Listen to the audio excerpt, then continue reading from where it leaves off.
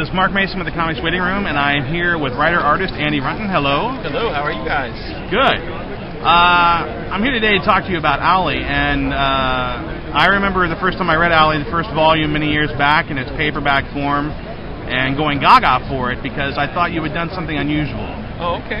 You had made an all-ages comic that was literally for all ages, not just kids. That's true. Was that an intent when you first set out with the character? It wasn't something I really thought about. It was something where, you know, I've always loved comics. I loved comics when I was growing up, and I wanted something that I could share. You know, it's funny. You know, when I was growing up, you know, you try to do the cool thing. So I was drawing ninjas and aliens and, you know, fight scenes and all that kind of stuff. And I really realized that it wasn't me.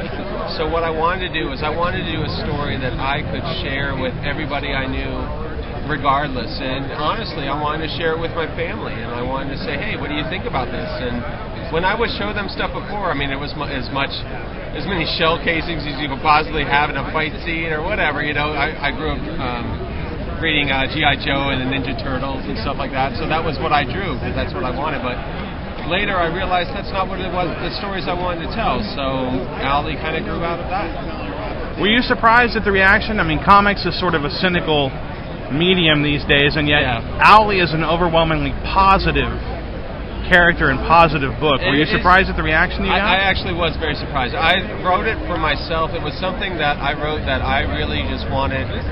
This is what I wanted to exist. I wanted something because I was going to comic shops and I would honestly leave empty-handed because there wasn't something there that I wanted, and that was really upsetting. And I found some things that were close. You know, there was some good. The first Pokemon graphic novel was really good because it was actually based on some of the stuff, but then it started talking about all the game rules and all that other kind of stuff, and I was like, no, you messed it up, you know, let's do something different. And so Owly was to fill that niche, and that's what I wanted to do. Now you're deep into it. There are a number of Owly graphic novels.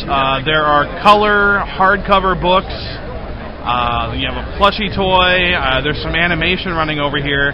You've sort of started building your own Owly empire. Well, I just keep telling the stories, you know, so every year people come back to the shows and they want something new, so all the stories are based on things that really happened to me, so they're all based on little animals in our yard and stuff like that, so there's tons of Owly stories out there.